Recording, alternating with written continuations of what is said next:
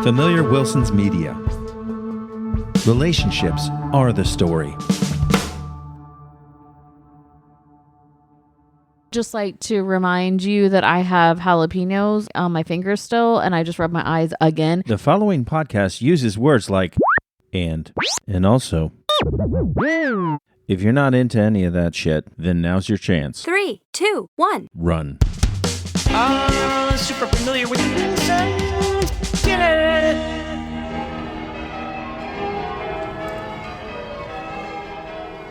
Welcome to Super Familiar with the Wilsons. I'm Amanda. And I'm Josh, and this is take 3 of us just trying to do the intro with me screwing it up. This is the podcast about Marriage 2.0 with kids. And side quests. And all the side quests. Including starting over 3 times. You'd think that after 5 years that I'd be better at this, but I think that I'm getting a little bit worse every day. It does not bode well for the rest of this episode. We've already done 3 takes for the first 10 seconds of content. Today we're going to talk about what to do when the 9-year-old asks us what 69 means. But first, let's talk about the Olympics. The Olympics are winding up today. Today is Sunday, and the closing ceremonies is at 2:30.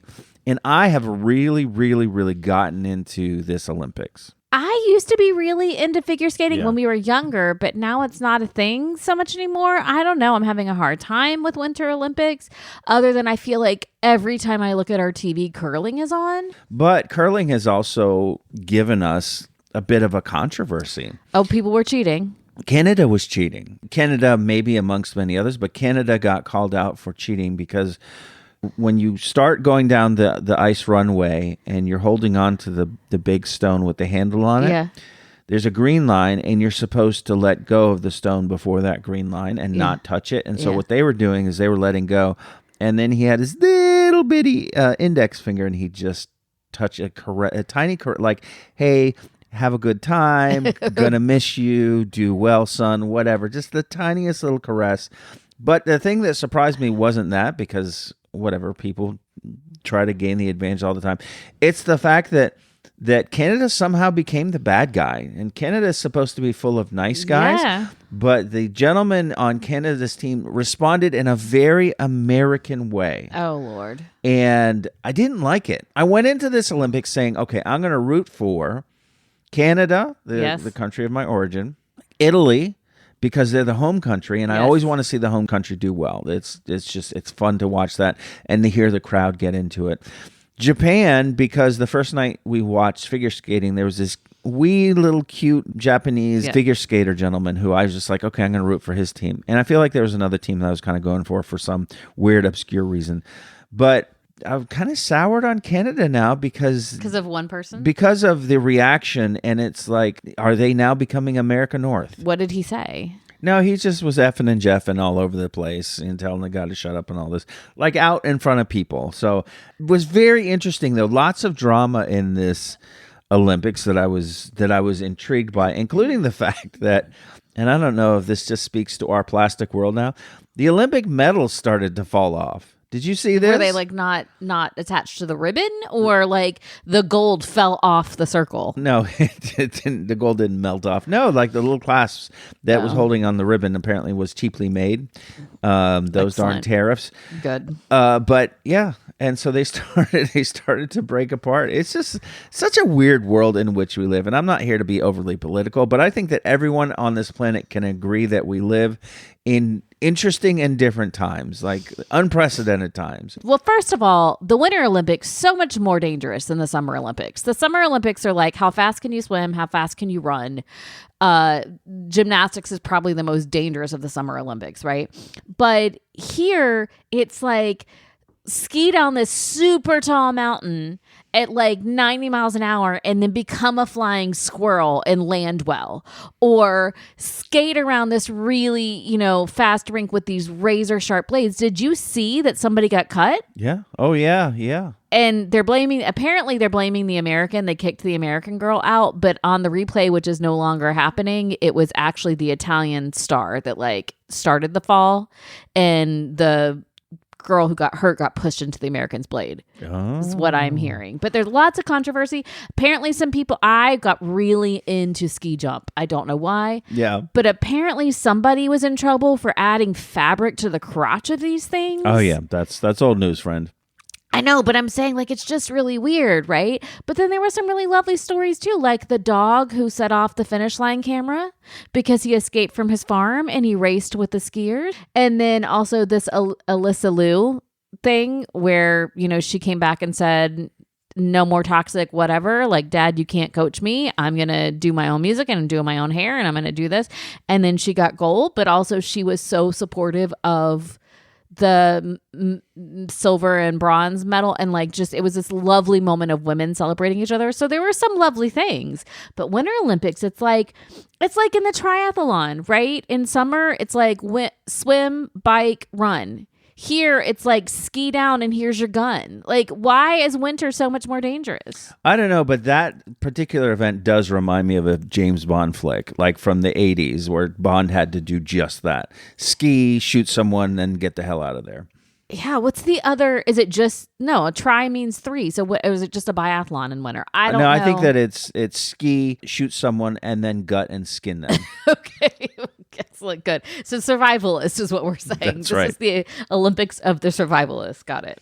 Well, it's the right time of history for that. Right. So anyway, I've really enjoyed the Olympics this year, and I'm sad to see them go today at 2:30. Already gone by the time this episode gets out. So farewell, Olympics. Thanks for visiting. Thanks for making it interesting.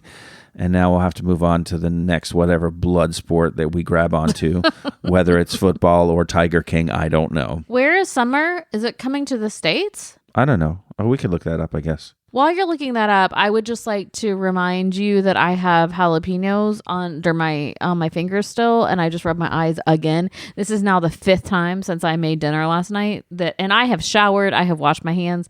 Apparently, it is not going away, and I just got more jalapeno burn in my eye. Okay. Well, we're going to pause right now to render medical aid.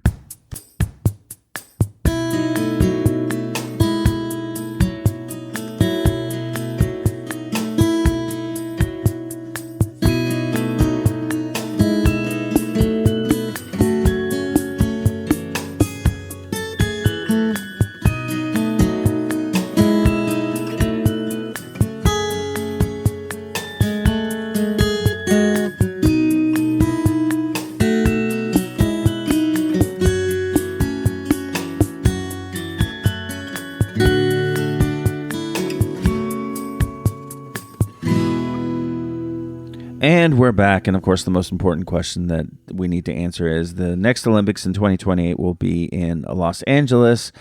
Also, are your eyes okay? My eyes are fine. Okay. Thank you for prioritizing the Summer Olympics over me. When were the last time they were in LA? No, we're not doing that. I'm not looking up anything else. I think it was in the 80s. I was going to say, but you were alive. You should remember. Yeah, I should remember. I don't freaking remember where my wallet is, right?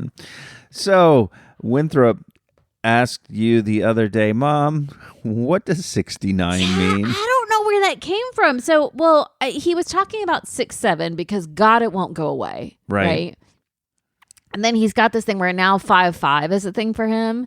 Is he's just trying to come up with the next? No, big meaning? it's some YouTuber, and but his thing is 8'10". He's made that one up. So okay. But then he was talking about them, and he said, Mom, what is 69? And I said, I don't know. Why? And he said, well, Sissy knows what it means. So he threw Muffy under the bus. And I said, so in other words, he asked Muffy first, and she wouldn't say. So I've asked Muffy, and she said, I do not remember this.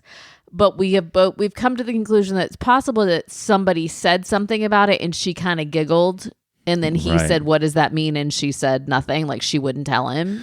Now, we've talked about this before about how you and I were taught or not taught left to find out from our peers.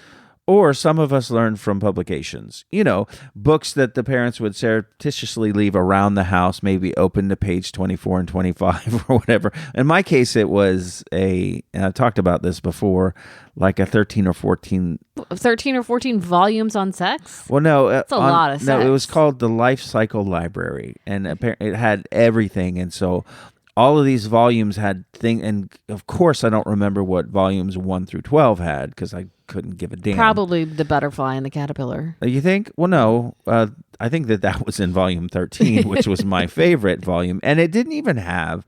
I don't remember it having saucy pictures, but I remember it still being thrilling for me to find out about these things. That's how I found out. I went to Christian school, so of course they didn't have sex ed class there. And my friends didn't really talk about it. I would go spend the night at a friend's house, and I would always be the last one to fall asleep. Were you just afraid they were going to do things to you if you stayed awake? No, if you fell asleep. No, this had nothing to do with any of that. It's just I just happened to be the last one to fall asleep. And so I'd wander into the other room, and the guy's father had those channels. Oh, okay. So I learned a lot from that. And also he was Brazilian, so he had a lot of magazines. Yes. That were, I guess, about Carnival. Okay. But lots of naked ladies. Lots of naked ladies. So I learned a lot a lot was inferred from all of that. I learned from Playboy. Wait, what? Wait, what? So I'm telling you that. I've told you this story. I don't think so. Okay. So I think it was like 5th-ish grade. A good friend of mine who her uncle happens to be quite a prolific publisher in the world of Christian business management. Oh. No, don't name any names, please. Okay, you can bleep that out, but are you aware of who the is? Very much. It's very famous. So his niece and I went to a Christian school together. I can't believe that you were going to just name that name and leave that out there. Can't do that. People are going to get canceled. You can bleep it. I will if I remember.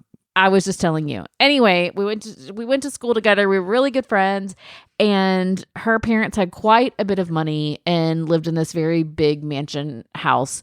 And I would spend the night with her, and her parents would go out, so we'd be left with the housekeeper.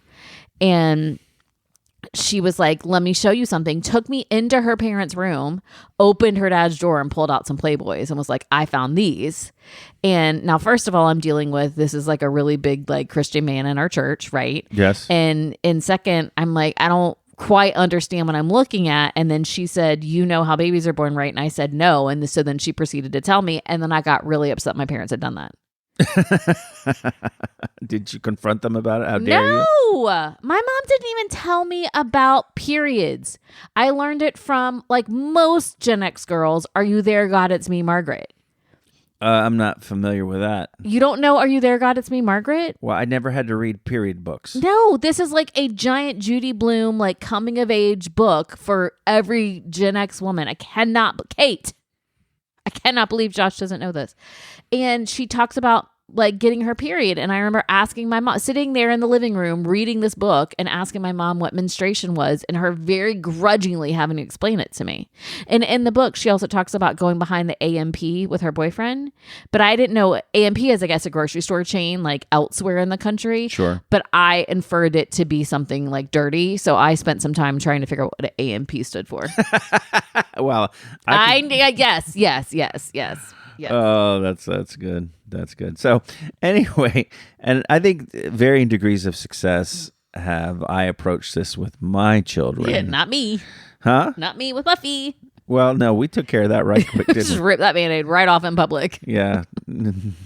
For those of you who haven't heard this story, we chose to tell her in the middle of a restaurant on Valentine's Day as we were all eating. Why did we do that? Because she asked.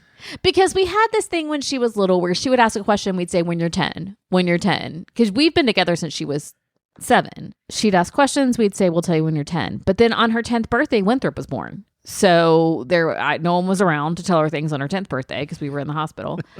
And then it just became, but I know it was after that because he was in a high chair. So I don't know if she was 11. She asked me the other day how old she was, and I can't remember. And she was asking about animals, actually. And I remember she was just like, and I remember saying, what two pieces do you think would fit together? And she just looked horrified and then started crying. So it was not, but you know what? That's the only one I have to deal with because you went through it.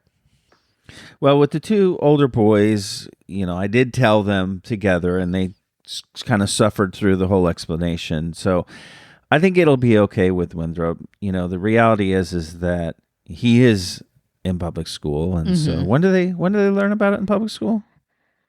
I think 6th grade. Oh, okay. Well, we're not going to wait that long. That's almost too late. I know, because by then they've learned something things from are somebody. happening already. Yeah. So I am curious, though, parents out there, how did you tell your kids? Or kids out there who are adults, how did your parents tell you? I'm very, very interested. What did you learn from the Belsons? Oh, I did ask the Belsons, and I said, did your parents tell you? And the answer was basically, good Lord, no.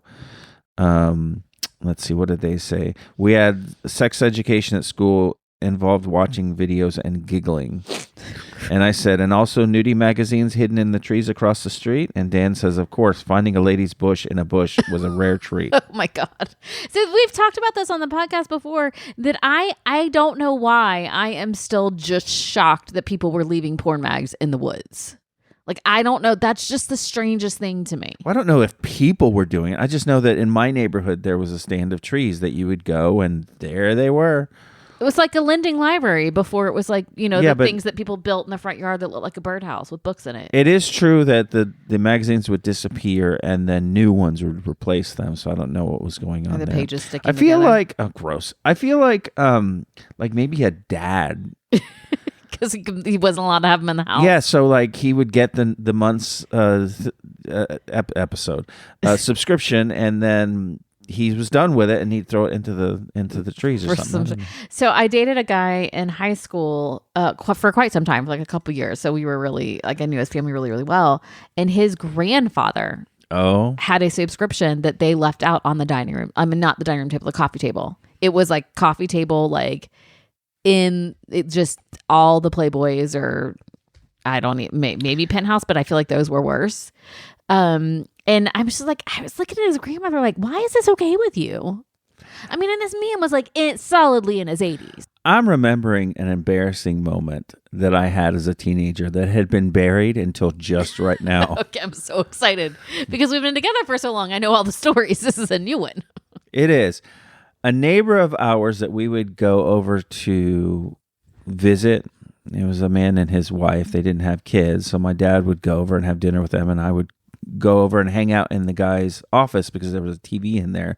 Well, one day I found the channel guide, the TV guide to the Playboy channel. Oh. And of course I grabbed that, and I took that home with me. You stole this from the man's house. I did, yeah.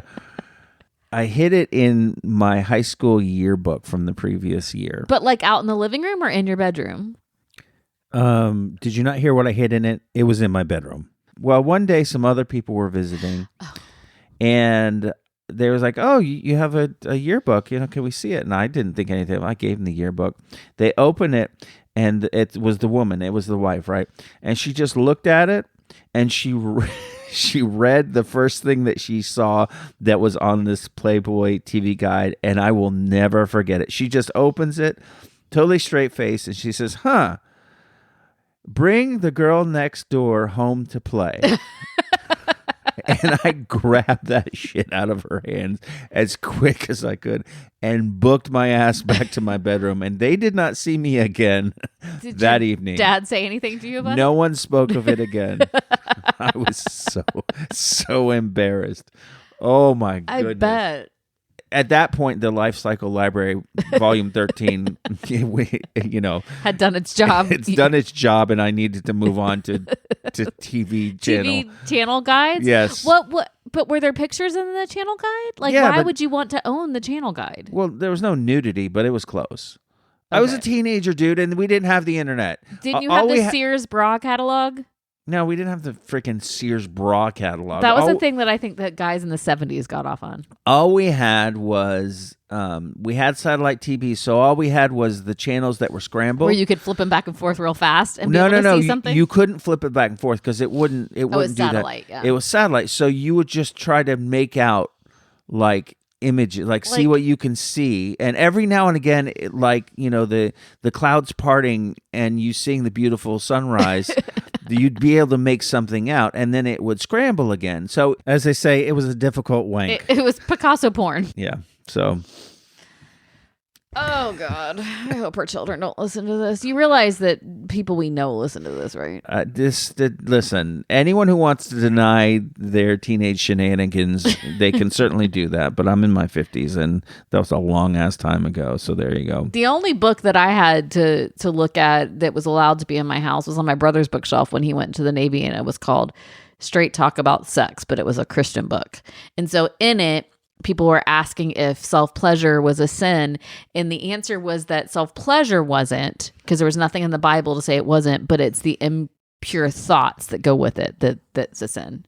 So however you can do one without the other is fine. All I know is that when I was a kid, I did have this Bible, the story of the Bible illustrated, and Eve was looking pretty freaking hot.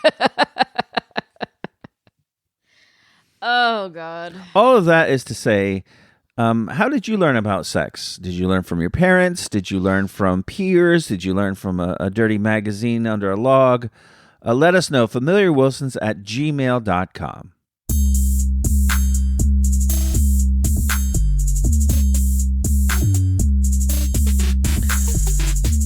So I am in my 50s, and I'm trying to get myself on a little health kick here. Yes. And this involves several complicated steps, and one of them is like looking at what I eat and paying attention to that. One of my favorite things in the world is olive oil, You do love olive oil so much. but I found out that what I'm drinking is probably And it is drinking. no, I said drink. Why did I say drinking? Because you would if you could. No, what I'm ingesting, cheese, is likely not olive oil, or very, very little bit of pure olive oil, and the rest is like seed oils and crap, and like maybe months old and spoiled and all this and that. And I never really paid attention to that. I just assume it says olive oil. Oh, a little thing here says it's good for your heart health. Not so much. So these are the things that I found out that you should look for in olive oil, Okay. and that I will be looking for from now on. And what this means is that if I really like this stuff and I really believe that it's good for my health, I'm going to be paying more money. Yeah, but you also maybe should have it in moderation. Okay, we're not here to talk about that. Not the point. The point is that good olive oil, pure olive oil, costs more money Yes. than the crap that you get on the shelves Well, of your local store. Even that has gotten exponentially more expensive. One problem at a time, please. So this is what I understand. First of all, the smell and the taste, right? Yeah. Real pure olive oil should smell grassy, like Okay. like fresh nature, fresh grass. It should taste bitter, and there should be like a peppery sensation in the back of your throat. It Okay. should almost burn. Now, Oh. I've experienced this Yeah. with the last couple of bottles of olive oil that I purchased, and I recognized it because way back in the day, and I'm talking about years ago, I had a person that I worked with who gave me some olive oil from a family farm in Italy, Yes. like I remember remote this. family farm. And I tasted that, and it, first of all, it smelled grassy, right? And when I tasted it, it tasted like kind of bitter, and it gave me that peppery shot in the back of my throat. And for the first time, I'm like, oh, this is real olive oil, because it had been bottled like 2 months before or something. It was very, very new. And so that's the other thing that you should look for. It needs to have a harvested on date. If it doesn't have a harvested on date on the bottle, then you're probably not being hit with like genuine olive oil. Does it also have an expiration date on it? I don't know about that. Well, it's not a worry in this house at all. Yeah, no. If you put it in the fridge, if you get it cold, it should get cloudy and it should solidify. Real olive oil does that. If it doesn't do that, if it stays a liquid in the fridge, then you don't have real olive oil. Also, it should have a region of origin stamped on it, like not packed in Italy, but packed in this region of Italy or Right. from this farm. Right. Definitely not product of several countries, which is what some of them say. But the biggest indicator, once you taste real olive oil, you can't go back. You're like, Yeah. okay, well, this is what we're talking about. This is what we're doing. So from now on, yeah, I'm going to have to spend more money on it. But if it's not giving me the health benefits that I'm looking for from what it supposedly does, then what's the point of buying it in the first place? Well, since we talked about this yesterday, I was thinking, we were using olive oil to cook with as well, and that goes through pretty quickly. So I went and purchased avocado oil because it has a higher burn point. It's still healthier than some of these other oils. But then you questioned, how do you know if it's real avocado oil? So I looked it up, and it's basically the same thing, but it's saying pure, unrefined, cold-pressed avocado oil should be a rich green color due to high chlorophyll levels. It should have a mild nutty or earthy aroma, almost like a mushroom aroma. It should list only 100% avocado oil. If it contains other oils like soybean, canola, or sunflower oil, it's a blend, not pure, but it doesn't say that on it. But then it also says to look for third-party certifications like the seed oil-free certified seal. It's almost always packaged in dark green bottles to protect it from the light and prevent it from becoming rancid. And then authentic oil often comes from reputable single source locations, such as Mexico. So that's what, if you want to switch to avocado oil for cooking, those are the things you should look for. There you go. This has been a public service announcement direct to you from the Wilson Consumer Advocacy Group.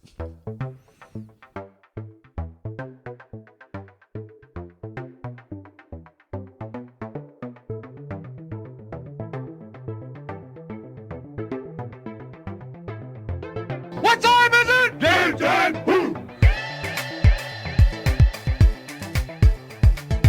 That music means it's game time, and that is by our son, AJCW. I did it right because I practiced it in my head before we talked. Usually I flip those initials all around, but it is game time. We have not done a flashbacks in a while. Josh, are you ready to show your knowledge of history?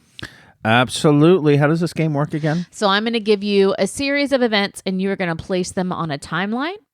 The first one I'm going to give you, if you're playing along, you can play the New York Times version on your phone. It is a free game for you to go play. However, it will give you the anchoring date, but I'm not going to give it to Josh. He's going to try to guess, but this doesn't count toward his point total. All right, Josh, you ready? This is way too complicated, but just go ahead. Okay. Pirates hold a young Julius Caesar for ransom. Insulted, he insists they ask for more money.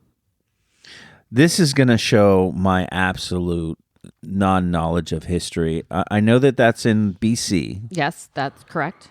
So let's say 300 BC. 75 BCE. 75 BCE. Okay. So that, now you're going to give me dates, and I'm going to say that they're before and Before or after. after, and I hope to God you get this one right. The Gettysburg Address gets mixed reviews. A Massachusetts newspaper calls it perfect, while one in Pennsylvania says it's silly and soon to be forgotten. Is that before or after Julius Caesar was held for ransom? Well, I got this one right because that is absolutely after Julius Caesar, but I'm also going to try to guess what date it is, and I'm going to say 1872. Ooh, 1863. Close. Okay, very good. All right. Second one. A Pennsylvania newspaper finally apologizes for calling the Gettysburg Address silly. Its apology begins 70 years ago. So was that before or after the Gettysburg Address? Well, that is after, and that's like 1927. 2013. Oh, okay. So you're still winning, but that was a little something. Okay. All right. Next one. A radio station in Ecuador broadcasts its own version of the War of the Worlds. Angry that they've been tricked, listeners burn down the station. Oh, love it. Why doesn't someone burn down TikTok? Yeah. This is what I'm saying. All right, so we're going to say 1960. Well, because you cannot find the building TikTok. 1949. Okay. So still doing well. All right, next one. The poet Geoffrey Chaucer performs at a royal feast and receives a gift from the king, a gallon of wine a day for life. Ooh, He that's later nice. trades it in for cash. Okay, so Geoffrey Chaucer, we're going to put that straight in the 1700s, 1772. 1374. Okay, well, I still get it right Still because get it right, yes. I put it in between the right things. 1374 is Chaucer. Okay. I'm curious if you know this before I give you the title.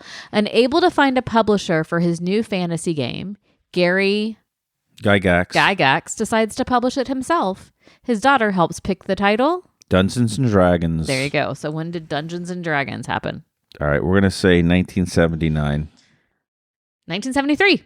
Okay. Closest you've gotten so far. All right, we got 3 more.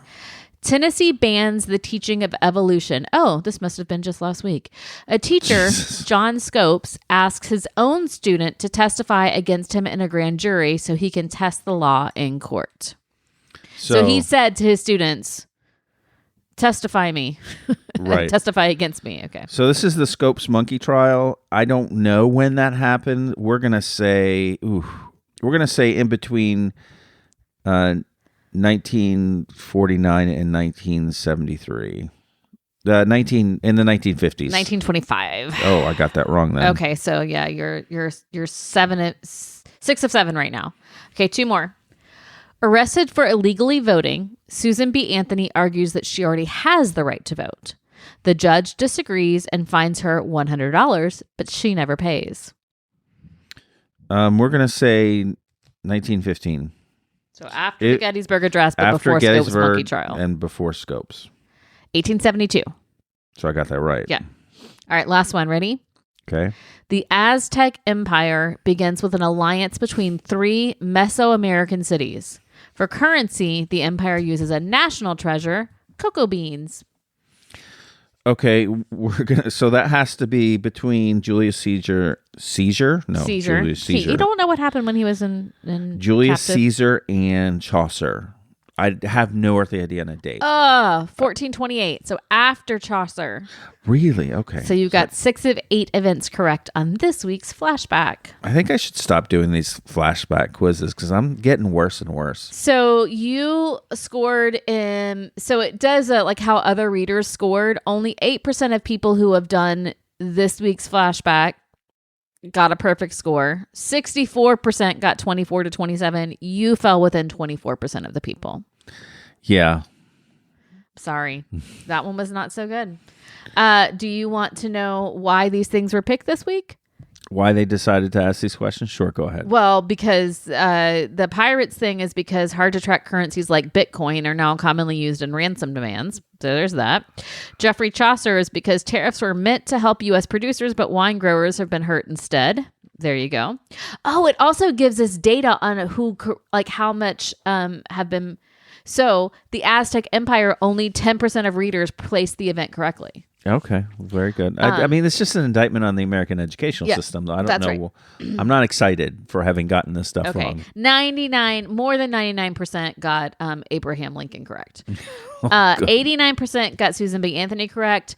83% of the readers got, or the players got the Scopes monkey trial correct. Okay, very good. So, but this is involved because new studies shed light on how life evolved from simple to complex cells.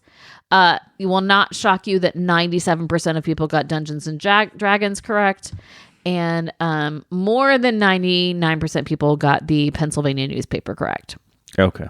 And I am not. And that is because a judge is wrestling with AI-assisted apology letters from defendants.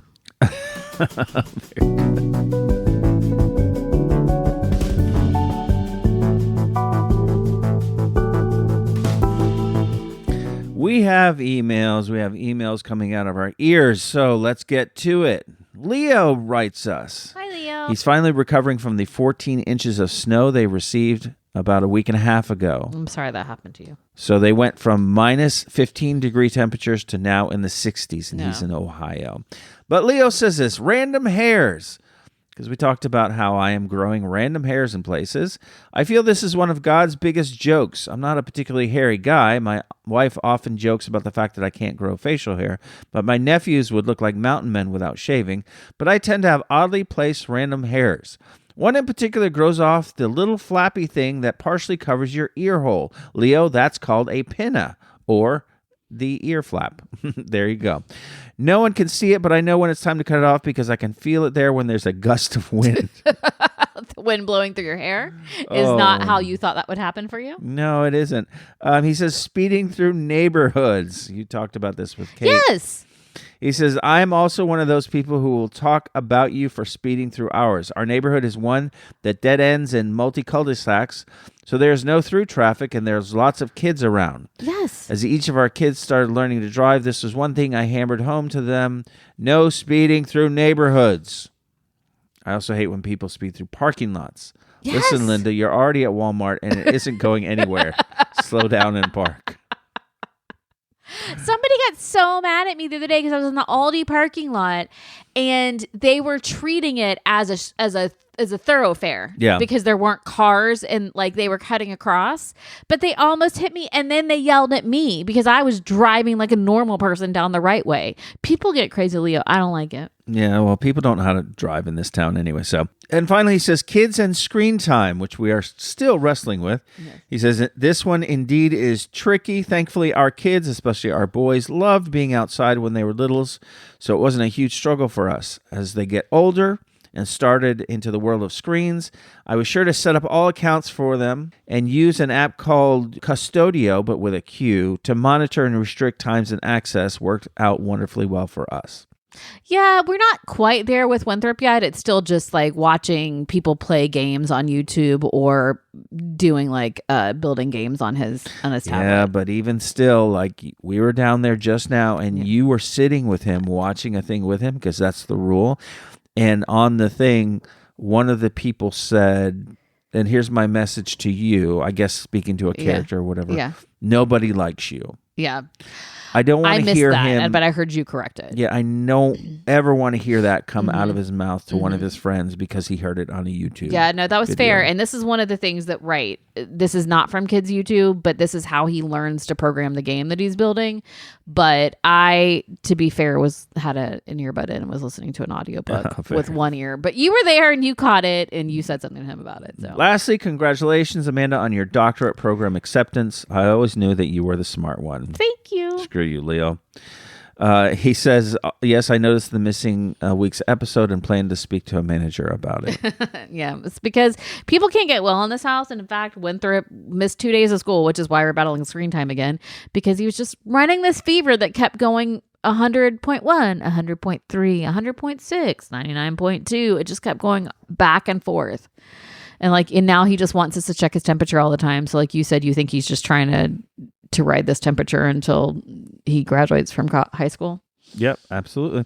We have an email from Germany from our friend Monique. Hi, Monique. She hits several points that I'll go through here. She says, I finally caught up on episodes, but as I listened to several while traveling, sadly, my old brain cannot remember everything I wanted to comment on. So here goes the few things that stuck long enough to make it home with me. I get it, Monique. I get it. Jeff asks about our Major League Baseball subscription. Of course, it's a normal subscription. Internet and a credit card will give you access anywhere in the world. So they're watching American baseball in Germany. So interesting. So they watch all the games of the entire season, plus previous seasons, as long as your subscription goes back, including the World Series and All-Star Game. But for some reason, the Home Run Derby is not included. Oh, and that's a good one. Yeah, that's one of the exciting things. You just see those guys jacking those monster dongs right out the park, and I love it. What? That was really sexual what you just said, but okay. No, the Home Run Derby, jacking monster dongs. You're donging it right out of the park. Okay. What's wrong with you? Go ahead, please. I apologize, Monique. Because of the time difference with Europe, it's very nice that we can watch games on demand, with the additional bonus that we can skip the rain delays. I'm telling you, the only ways I will watch baseball is if I'm in the park to enjoy the experience of being, or if I can fast forward. Yeah. She also says, so sad to hear that Jeff had to let go of one of his pups. Mm-hmm. So again, our friend Refined Gay Jeff lost a buddy and our heart goes out to him as he continues to deal with that. And finally, she says, please do keep the Americanisms coming. Well, I can't help it. I'm an American and I say American things. So Monique, add that to your vocab, monster dongs. It's a home run. It's not a thing that people say, Monique. My husband has made this up. No, I've not made it up. I've heard it on sports radio. Monster dongs is a home run. That's probably something to do with hegemonic masculinity and the patriarchy, but okay. She continues, it just so happens I studied English at university and have a teacher's degree too. Hi, Amanda. Nice. And after that, worked 25 years alongside an American colleague who relished in trying out the most obscure words and phrases on me. As internet was not yet a thing for the first years, and yes, we are talking last century here, I regularly had to think real hard on what the heck something could mean. Of course, I reiterated by using similar Dutchisms as often as I could.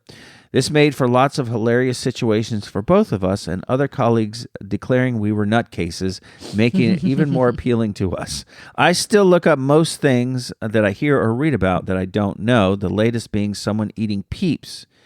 Oh. Peeps sound and look disgusting to me, but I may be wrong about that. It was really funny that the New York Times connections puzzle included that word the same day that I looked it up. Oh, yeah. Keep the podcasts coming. I don't like peeps. I don't like peeps either, Monique, but our kids do. Particularly Muffy. Muffy really likes them. So it's funny because I'm listening to a book right now about a woman who moved from Austin, Texas to a place in Ireland. And part of the book, they're talking about she keeps getting caught up because she doesn't know what things mean. Like the guy compliments somebody's coat and said it's really broad, I guess, and she thought he was calling her fat, but that's not what it meant. But one of the things in the book was hookers. He wanted to take her to go look at the hookers or watch the hookers come in, but it's sailboats. And so then he was asking her for Americanisms. And I was like having a really hard time thinking of them because we live in them. Yeah. So thanks, Monique, for bringing that up. I mean, hookers then is an Americanism, apparently. I guess. So. He asked her what Americanism would be for sex. And because she's from Texas, she said knocking boots, which I just think is all I think about. Isn't there a song like from the 80s about knocking boots? But it was like a rap song or a hip hop song. Don't know. Don't listen to country. Don't listen to much rap. So there you go. That was like hip hop, but knocking boots. Okay, Gen X people, please let me know. What am I missing? What am I thinking of? It was like Wild Thing with Tone Loc, but it was knocking boots. Nope, don't know that one. Let us know at familiarwilsons@gmail.com because we're not going to Google it. I will be Googling it. Lastly, we have some notes from Kate. Now, Kate was jotting down notes as she was listening, and she sent me a picture of her diary book and literally just words. So like stream of consciousness? Yes. So this is what she says. She says, please see attached image of what I'm working with here. Make sense of this as you so desire. And she sent me the thing. She said, I was not allowed to have sugar growing up. My first semester of college, my diet of soda and Pop-Tarts led to 6 cavities. That's what I'm telling you. If we don't teach people how to do things in moderation, they just go completely the other way. She wrote the word snowed in with grumpy. Right. Okay. And then she explains it in the email. The worst book ever, if you'd like to enjoy a truly terrible book, is Snowed In with Grumpy. Did you talk about romance novels on the pod? I don't know why I wrote this down. I was talking about how my hobby is going to be building birdhouses, but I'm annoyed as a writer that there are people who are writing really trashy stuff and it's getting published. So Snowed In with Grumpy. Got it. It's probably smut, I'm sure. So she says, hobby, or in Amanda's case, blanket abandonment, is a familiar concept to me. It's known also as attention deficit disorder. I think you might have that. Thank you. Then she writes the words, chicken equals death. Oh, yes. It's the chicken cross the road. Oh, that's right. Also on my algorithm, so she heard about that too. My feelings are mixed, trending towards distress at this revelation. So we talked about how the joke, why did the chicken cross the road to get to the other side, is really about death, which, my feelings are evolving about this revelation. She wrote this, authorial intent does not necessarily align with reader effect. This is one I have no idea what it relates to. Do you know what that might have to do with? I think you were talking about, does the creator's intent impact how you perceive the meaning?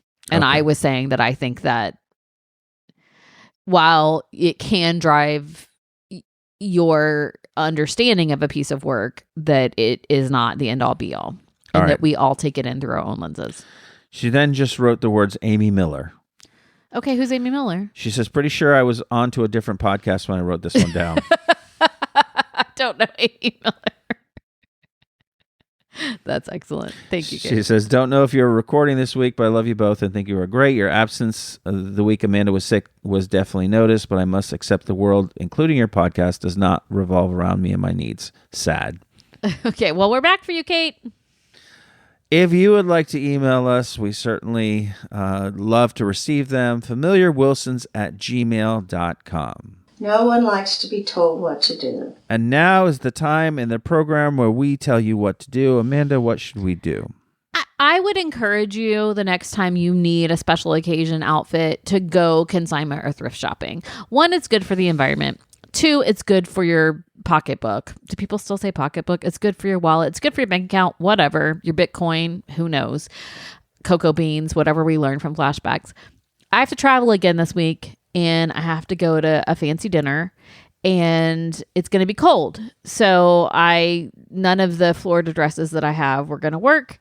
I needed to go shopping. So I went to a consignment store yesterday and got a dress that I really like. Going to wear it with tights, whatever. But my point of this is, because every dress that I had in my hand was somewhere between $10 and $15, I tried on 10 dresses that I would not normally go to if I was paying like a regular amount for a dress in a store. And so I just found it freeing to be like, let me try on this thing I wouldn't normally do because it's a $10 thing. And wound up getting a dress I wouldn't normally buy, but really liked. It was cute. Muffy was there. She validated it for me. Kate validated it for me last night when I showed it to her at dinner. But I found some sort of freedom in being a little bit more open to other things because I wasn't tied to a high ticket price value. And it's really fun. It's like scavenger hunting, Yes. and then you find something, and it's a challenge. And yeah, it kind of means more. Yeah, you had to work for it. Yeah, you had to work for it. You had to find it. So yeah, I love that. My recommendation is a little bit more serious. I sent a text this week to a friend of mine, a very good friend of mine, who I can't go see. And he's probably not going to be with us for very much longer.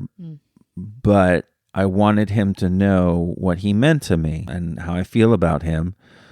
So I wrote this really long text and sent it. And I don't know if he's read it yet, to be honest. He's not in great shape.